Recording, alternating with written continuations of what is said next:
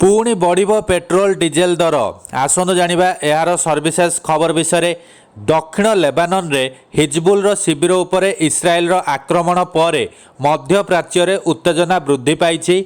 एही कारणरू अशोधित तैल दर मध्य वृद्धि पाई। ग्लोबल बेंचमार्क ब्रांड अशोधित तैल दर ब्यारेल पिछा $80 को वृद्धि पाई। पश्चिम टेक्सास इंटरमीडिएट दर $75 रु ऊपर को उठी।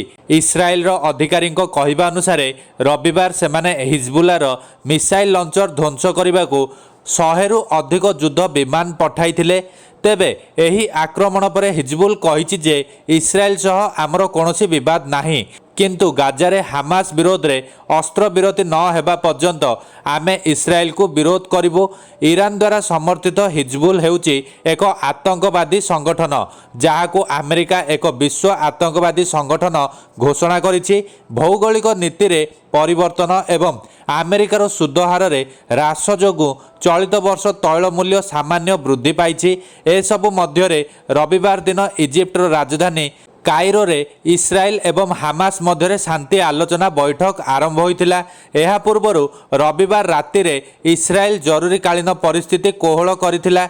एहा पूर्वरु हिजबुल आक्रमण पर इस्राएल जरूरीकालीन परिस्थिति घोषणा करी विमान बंदर को अनेक घंटा बंद कर देइथिला। मध्य प्राच्य रे तेल दरर वृद्धि एवं ह्रास अन्य देशगुड़िकर मौलिक स्थिति उपरे प्रभाव पकाई थाए।